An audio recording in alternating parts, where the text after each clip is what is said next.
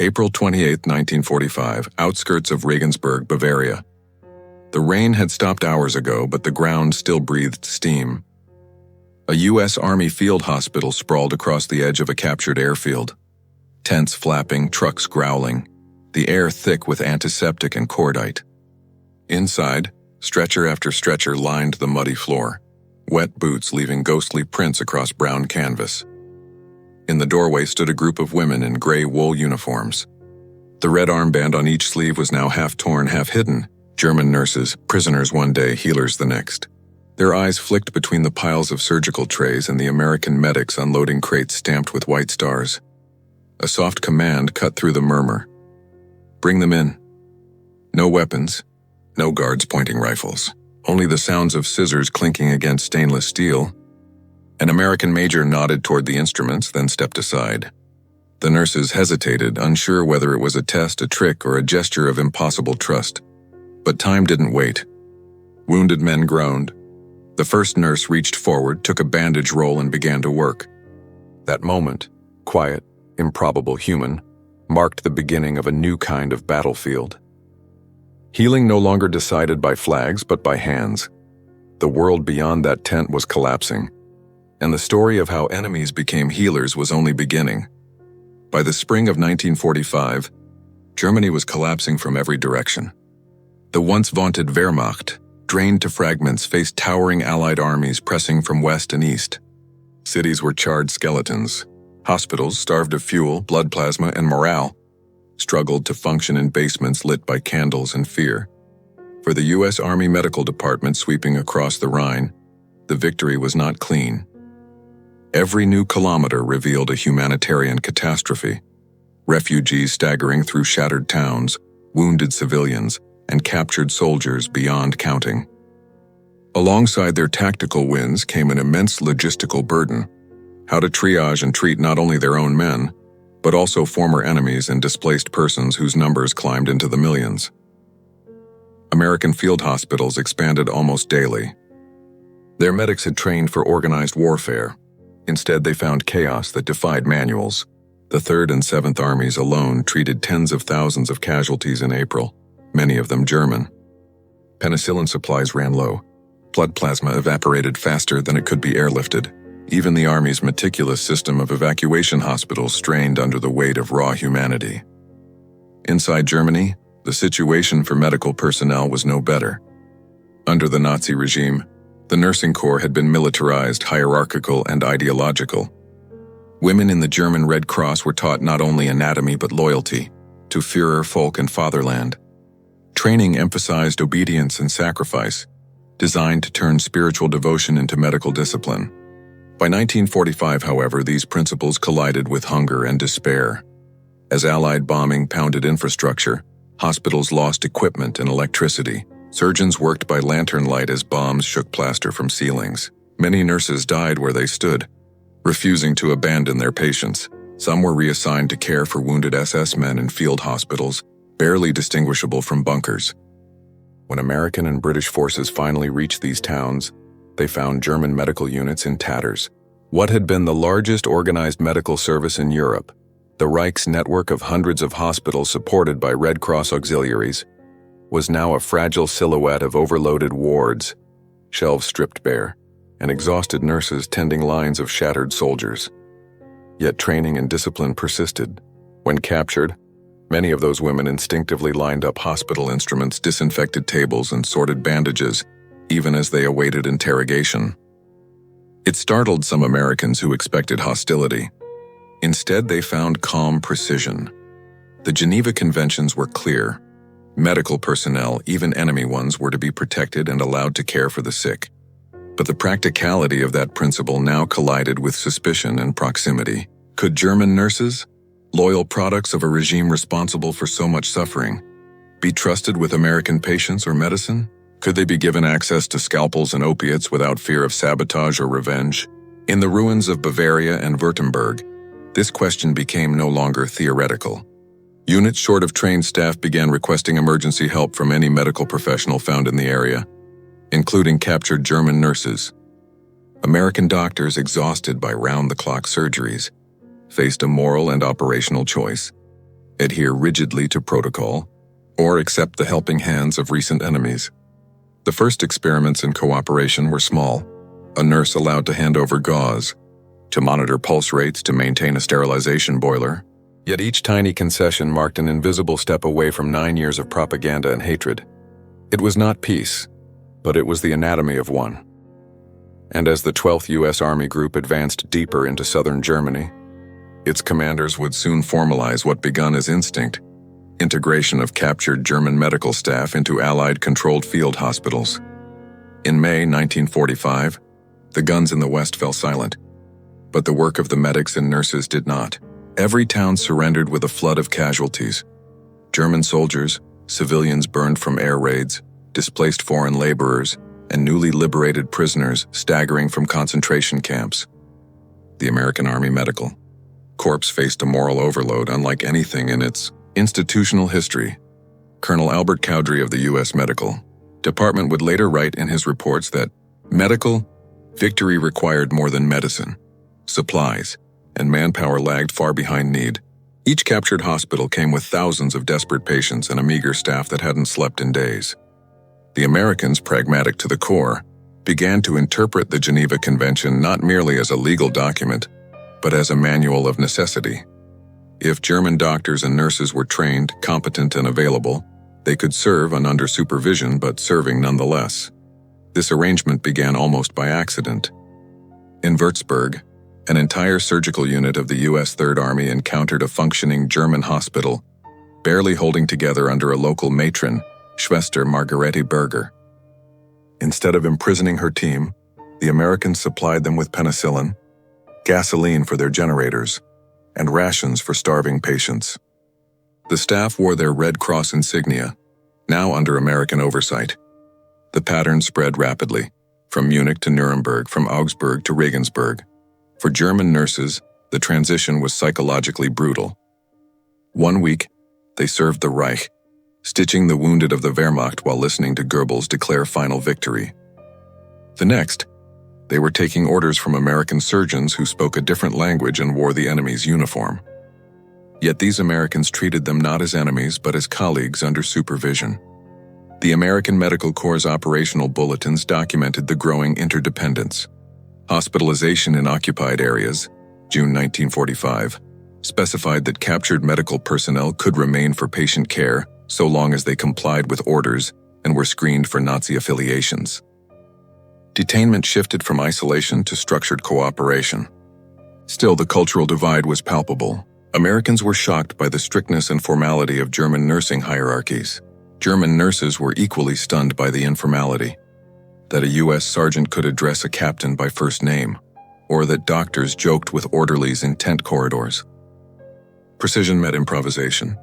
German wards admired the Americans' wealth of supplies. Americans quietly respected their discipline and efficiency. Within weeks, the tone changed from hostility to professional concern. Many of the nurses had lost families in bombings. Some had walked for days from the east with wounded civilians. The sense of collective fatigue softened barriers. In one field hospital report near Ulm, an American first lieutenant wrote simply, "They ask no politics. Only clean bandages." Trust, of course, was not automatic. Initially, German nurses were forbidden from administering narcotics or blood plasma. But repeated observation, the steadiness of their hands, the lack of incidents, began to erode suspicion. Surgeons working 36-hour shifts realized they could not perform without assistance. Gradually, authority was shared. American doctors supervised cases. German nurses carried them out. Meanwhile, administrative headquarters in the Office of Military Government, U.S. Zone, issued circulars to clarify this cooperation.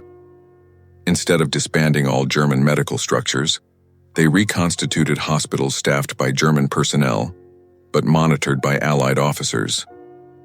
The Americans even allowed use of captured medical equipment where compatible, blending two systems that had been enemies only weeks earlier. For these women, most in their 20s or early 30s, the experience collided sharply with the ideology of race and loyalty they had grown up with. Propaganda from Berlin had described the Americans as monsters, assassins, corruptors. Yet here they were, entrusting them with surgical instruments, sharing cigarettes after operations, treating their wounded with the same gauze. The disbelief was real and recorded. One nurse later told a post-war investigator, "We expected punishment. Instead, they handed us rubber gloves." In this fragile window between war and reconstruction, something remarkable unfolded in wards intense across southern Germany, enemies turning to one another to stop the bleeding.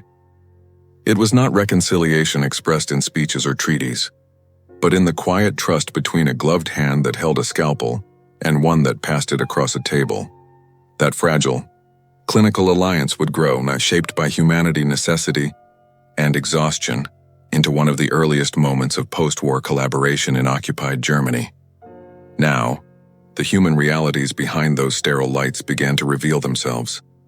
In the silence that followed surrender, the sound that dominated most field hospitals wasn't shouting or gunfire. It was breathing. Slow, heavy, interrupted by pain. For the German nurses, that sound no longer had nationality. Wounds looked the same in every language. Burns, shrapnel, fever. The body was an apolitical battlefield. For many of these women, defeat was a shock that reached to the bone. They had been raised under a regime that glorified sacrifice and purity. They had trained believing in a mission larger than themselves, to heal the soldiers of the new order. Now the Reich that justified their obedience was gone in smoke. The eagles torn from their uniforms left ghostly outlines on their sleeves. What remained was the skill in their hands and the discipline drilled into them by years of study. Inside the new Allied-run wards, that discipline found purpose again. A nurse could steady a pulse, whisper to a delirious soldier, avert a hemorrhage, and in those actions rediscover something simple but profound: humanity untethered from ideology. American medics noticed the quiet endurance. One sergeant wrote in his diary, "They hardly speak. They just work, like they've been waiting their whole lives to do something that finally makes sense." The trust began in those gestures, silent nods, steady eyes, a language older than orders. The U.S. Army's attitude toward captured nurses began not with sentiment, but pragmatism.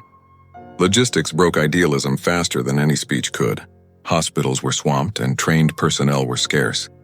To these American doctors, men hardened by years of campaign medicine, efficiency was virtue. That meant recognizing competence wherever it appeared. In the sterile chill of a tent near Stuttgart, it didn't matter that the nurse knew Goethe instead of Walt Whitman. What mattered was that she could thread a needle through skin trembling with shock, faster and steadier than an exhausted GI. Still, regulations had to be followed. Every German nurse underwent screening by military intelligence and counterintelligence officers. Questionnaires tracing political affiliation, membership in Nazi organizations, service records. The majority were cleared, and once cleared, they were issued white armbands, freeing them to assist under supervision. Reports from the field show a surprising theme: gratitude. American medics found these women neat, exacting, and uncomplaining. They were accustomed to shortages, to substituting cloth for gauze, vinegar for antiseptic. Their improvisations impressed men used to abundance.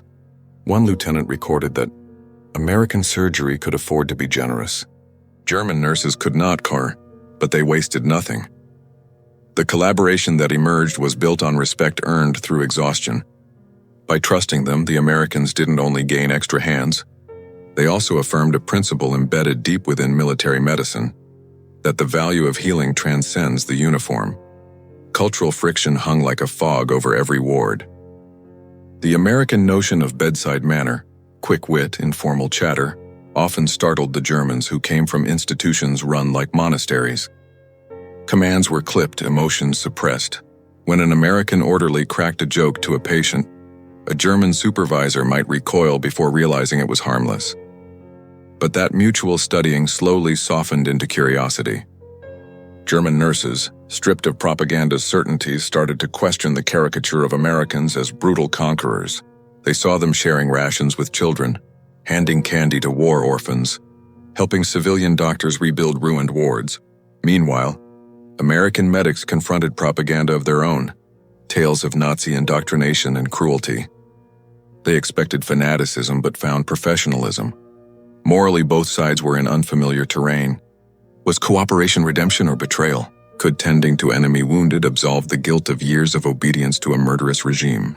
For many German nurses, every dressing changed was an unspoken prayer for forgiveness, not to God, but perhaps to humanity itself. An Allied report in late 1945 phrased it soberly. We find among enemy medical staff a capacity for compassion undiminished by doctrine. That line summed up the paradox of post-war medicine, that empathy could survive even in the ruins of ideology. Step by step, sterilized tools replaced suspicion. Humanity, rediscovered through hospital routine, became the quiet revolution of occupied Germany. When the Americans rolled across southern Germany, the war left a patchwork of ruined hospitals and abandoned depots. Yet amid the devastation, medical knowledge and equipment, though battered, still existed. The United States had brought in the best mobile technology the world had ever seen: portable X-ray units, plasma refrigeration, field autoclaves, and jeeps converted into ambulances. The Germans had structure and order, charts, training manuals, and instruments built to precision. Blending these two systems demanded patience and ingenuity. U.S. medics were astonished by the cleanliness of German operating rooms that still functioned despite power cuts. Everything gleamed with surgical pride even when tools were bent from overuse. In turn, German nurses marveled at American supplies: endless boxes of bandages, morphine syringes, and sleek sterilization drums that emitted clouds of pure white steam. Working side by side, they unwittingly began the first post-war transfer of medical best practices. Americans learned from German thrift, improvising splints from wood, reusing glass syringes, conserving alcohol. The Germans adopted the American push for efficiency: faster triage, mobile surgery, immediate blood transfusion. This mutual learning extended even to vocabulary. Scalpel became scalpel, bandage, verband, a hybrid dialect of urgency and care. In those tense, translation didn't need to be perfect. The steady rhythm of work became its own language. The tools of war, redirected to heal, built new systems faster than diplomats could sign their names. At the administrative level, cooperation needed courage from those who signed the orders. Colonel Frank T. Hines of the U.S. Army Medical Corps emphasized in his memos that medicine has no nationality, but every decision down the chain carried risk. A single mistake, a vial misplaced, a patient harmed, could dissolve trust instantly. American commanding officers weighed those risks pragmatically. The head surgeon of the 116th Evacuation Hospital in Bavaria recorded on 19th of June 1945, "Our facility cannot operate without local nursing service." That blunt sentence justified a quiet revolution. German senior nurses, so-called Oberinnen, became liaison figures between their compatriots and American supervisors. Many had directed entire hospitals under the Reich's strict hierarchy. Now they faced the delicate art of submission without humiliation. Their leadership shifted from preserving rank to preserving order. On the American side, field surgeons became mentors rather than masters. Diary entries reveal unexpected intimacy born from necessity. Discussions over treatment protocols, debates about antibiotic dosage, even mutual lessons in language. There was professionalism on both sides, wrapped in fragility. But it worked, largely because both understood what chaos looked like when nobody led. The chain of care held because discipline met compassion. Halfway, that leadership quietly, exercised under canvas roofs, became a blueprint for how occupied Germany would organize its hospitals in the years to come. Cooperation through medicine was no theory. It was policy written in antiseptic and exhaustion. Beyond soldier care, another tragedy pulled nurses and medics together: the civilians. Cities lay strewn with burn victims and survivors of forced labor camps. Children stumbled through ruins with phosphorus scars. Old men bled from untreated wounds week after week. American command ruled that hospitals must admit anyone in need, regardless of nationality. That widened the pressure and the purpose. German nurses, once restricted to racially valuable patients, suddenly treated Poles, Russians, Jews, and Allied airmen. The psychological shift was enormous. No order had ever prepared them to face those they had been taught to despise. Many wordlessly atoned through their work. No speeches, only clean bandages passed quietly across cots. For the Americans, granting these German women that moral space was an act of deliberate mercy. It recognized competence but also the possibility of redemption. The Geneva Convention's principle that medical care is beyond politics became, in those wards, an act of moral reconstruction. Reports from U.S. occupation units note that civilian mortality dropped sharply wherever German nurses were reinstated. Compassion and efficiency became strategic assets. Minds began to heal in concert with bodies. Trust became routine. Routine became normal. And normalcy, after 6 years of madness, was revolutionary. From this fragile cooperation, the story now turns to its defining moment, the day when ordered trust met chaos head-on, and what was tentative became unbreakable. Regensburg Field Hospital, May 5, 1945. Peace had technically arrived, but war hadn't yet received the message. American sentries still watched the horizon. German soldiers still limped in from nearby woods. In one sprawling field hospital on the edge of Regensburg, both worlds collided when an ammunition truck exploded on the perimeter road. The blast tore through a convoy of recently surrendered German troops being escorted by Americans. Within minutes, a dozen casualties arrived, half in enemy uniform, half in U.S. fatigues.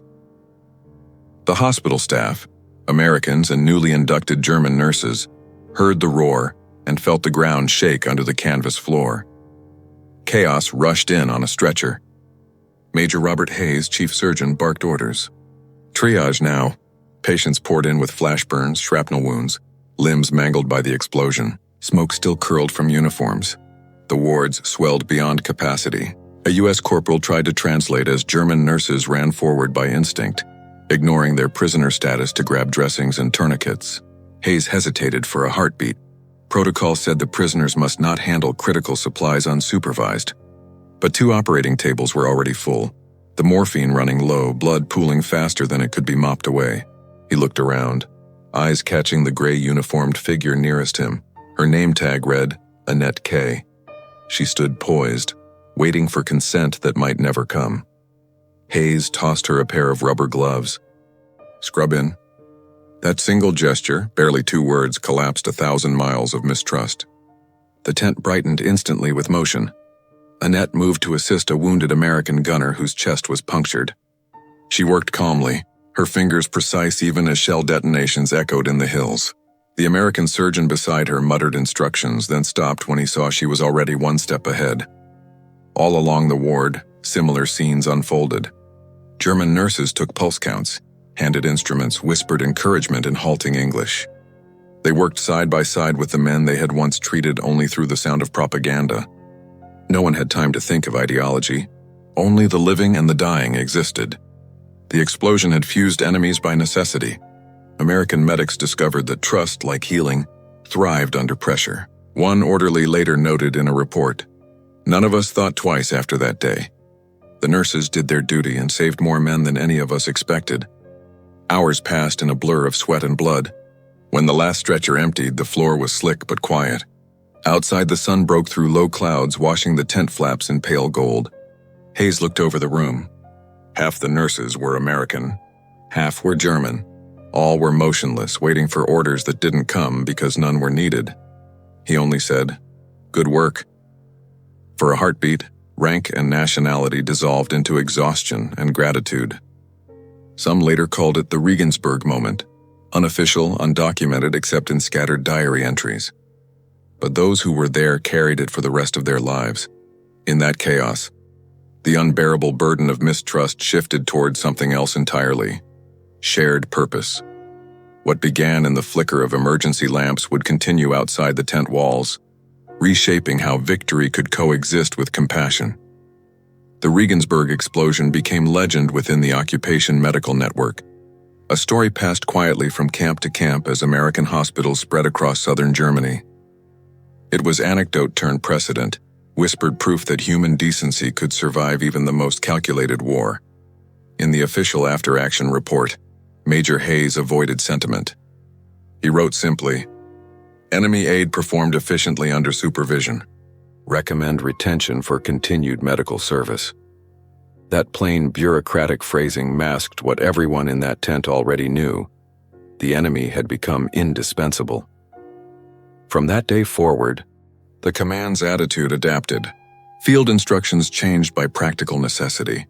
In nearby towns, German nurses who had been confined to administrative kitchens were reassigned to wards. The trust extended outward in concentric circles, one hospital at a time until the practice felt routine. American officials documented this evolution in their occupation records. The Office of Military Government's Medical Division Circular No. 14 authorized temporary employment of reliable German health personnel under Allied auspices. Reliability had been proven at Regensburg, not by ideology, but by competence under fire. On the ground, the psychological transformation was even deeper. Nurses who just weeks earlier avoided eye contact with American officers now walked the same corridors freely, carrying trays of sterilized instruments. The war's rigid categories, enemy, ally, occupier, defeated, blurred into something entirely new: colleagues and salvage. Some Americans later admitted that the experience changed them. A young surgeon from Ohio described it in a letter home. "I used to think victory meant you stop them. Now I think it means you start them living again." For the German nurses, the trust they had been given was surreal. Many had entered the Red Cross as young women who believed healing was service to the Reich. Now they saw healing as service to the human being itself. Having been handed the same scalpels they used under swastikas, they realized the instruments carried no ideology, only responsibility. This revelation rippled quietly through their profession. Under Allied oversight, hospitals became training grounds not just for post-war medicine, but for moral rehabilitation. Every shift was an unspoken test. Would they misuse the privilege granted them or prove worthy of it? Virtually all passed. The cooperation yielded tangible results. In early June, an epidemic of dysentery struck a prisoner of war enclosure near Landshut. Short on antibiotics and manpower, U.S. officers authorized a mixed team of American and German medical staff to manage the outbreak. Within 10 days, infection rates halved. Reports credited combined nursing discipline and American logistics. It was more than statistics. A bond built through fatigue and shared wounds evolved into the first infrastructure of reconciliation. At night, the once unthinkable became ordinary scenes. A German nurse drinking weak coffee beside an American medic, both staring at the same field of graves. A phrase book swapped across a ration tin. A laugh pulled from somewhere between ruin and relief. The Regensburg moment echoed across occupied Bavaria, shaping the behavior of every hospital that followed. War had shown how far hatred could travel. Medicine now showed how quickly trust could catch up. Outside the tent, spring returned. Wildflowers grew through shell holes. The smell of ether faded into the smell of grass. For the first time in years, the women who had lived inside the Reich's machinery felt something approaching peace. Not the peace declared by generals, but the quiet one that begins when adrenaline gives way to compassion. The climax of violence had given way to a different kind of victory. One not measured by territory but by lives salvaged from chaos.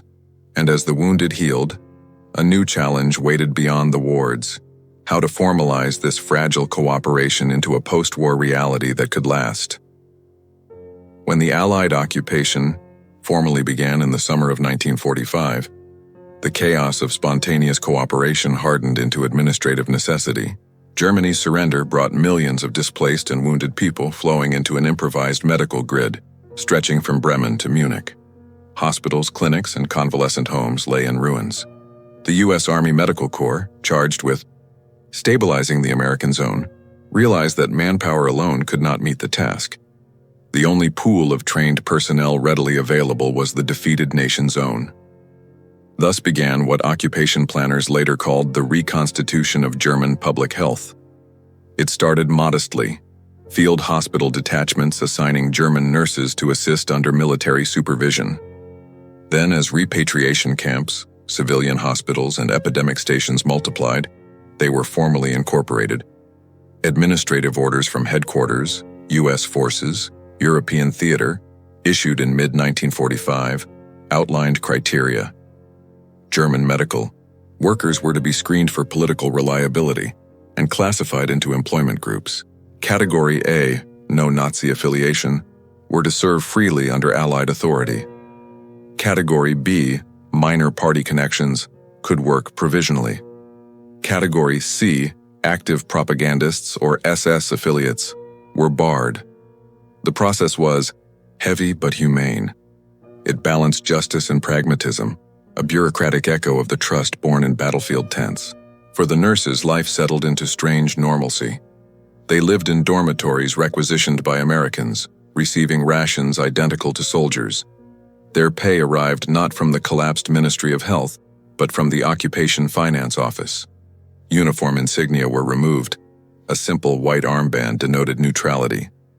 The same hands that once saluted the Reich now changed bandages under the U.S. flag. Hospitals in large cities became hubs of collaboration. In Munich's Schwabing Hospital, its roof blown away but wards still functioning, American administrators kept German medical teams intact to treat civilians. In Nuremberg and Stuttgart, U.S. medics trained their counterparts in the use of American equipment: autoclaves, X-ray units, laboratory diagnostic kits. Where once there had been confiscation, now there was instruction. Statistics from the Office of Military Government show the rapid expansion.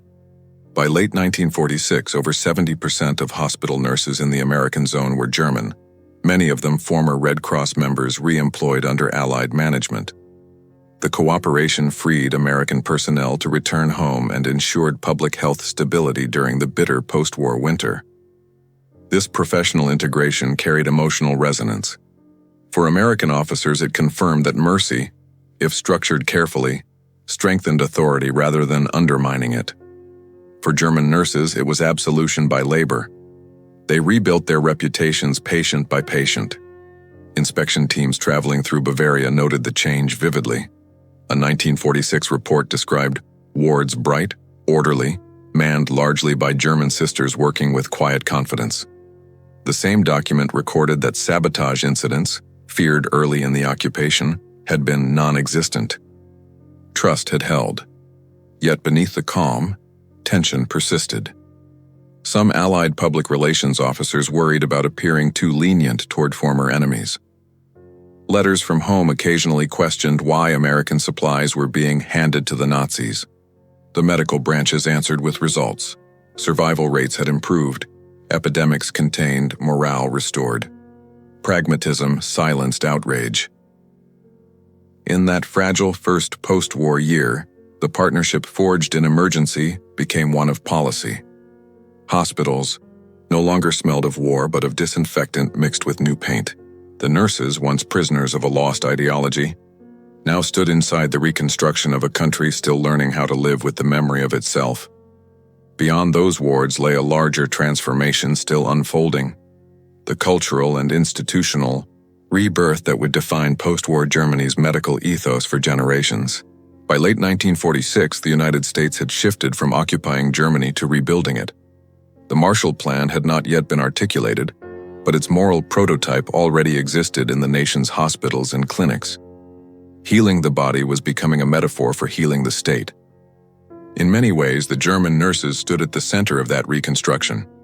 They carried both stigma and expertise, symbols of a generation that had served one regime and was now enlisted into another vision of order. Under Allied guidance, nursing schools reopened with new curricula. Gone were the lessons drenched in racial ideology. In their place came public health, pediatric care, and community service. American instructors introduced lectures on democratic professional ethics. The Hippocratic Oath replaced the Führer Oath. In Stuttgart, the U.S. Army helped re-establish the Schule für Krankenpflege, a nursing academy that trained hundreds of young women by 1948. Many of the teachers were the same nurses who had worked beside American surgeons in 1945. They brought not propaganda, but technique and humility. Report cards bore headings in both English and German, the languages of defeat and renewal interwoven. Medical cooperation also extended into humanitarian missions. German nursing staff assisted the United Nations Relief and Rehabilitation Administration in caring for displaced persons scattered across Bavaria. Their familiarity with the terrain and their efficiency turned potential chaos into organized recovery. Former enemies had become emissaries of stability. Numbers carried the quiet evidence. In the American zone by early 1947, over 1,800 German nurses and 12,000 auxiliaries were formally employed under Allied administration. Hospitals reopened, maternal mortality declined, typhus outbreaks decreased dramatically. For every statistic, there were uncounted moments of grace. A hand laid on a fevered brow, a word of English spoken softly in a ward that once echoed with orders in German. Slowly, suspicion ebbed from the American ranks. Letters from medical officers described admiration rather than doubt.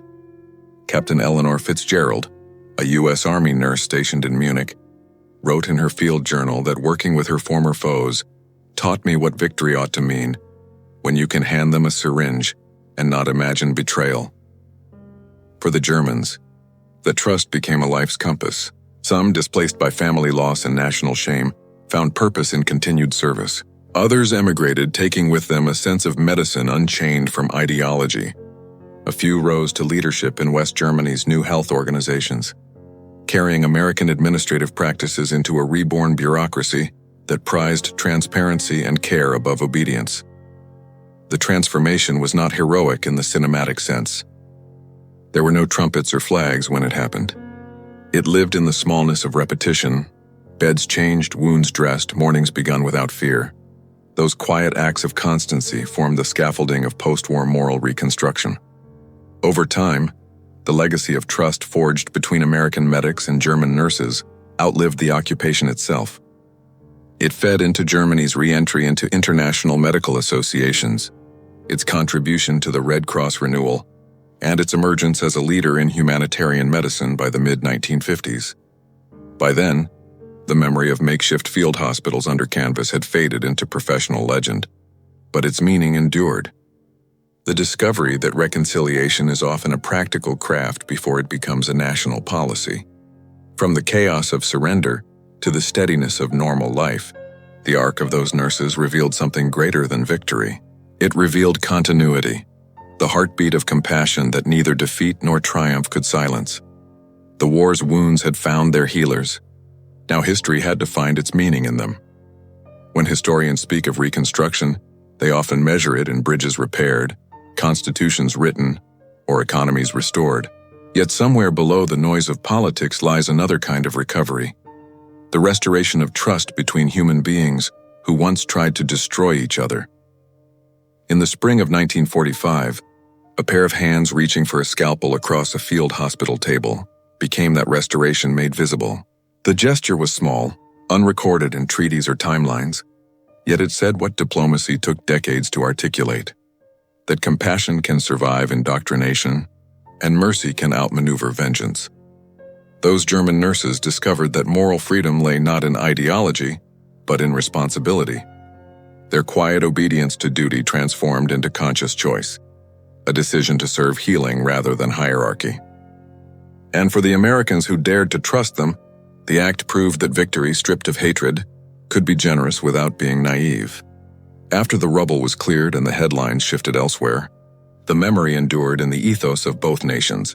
Modern medical cooperation programs, civilian relief missions, even multinational hospital standards trace their ancestry, however faintly, to those occupied wards in Bavaria where fear yielded to professionalism. Amid shattered cities, they built something almost invisible yet lasting, a lexicon of gestures, the nod of assurance, the shared exhaustion, the gloved hand passing an instrument. Each movement declared that humanity, though wounded, was still operational. War had tested the limits of cruelty. In its wake, the simple act of caring redrew those limits and quietly proved that trust is its own kind of victory.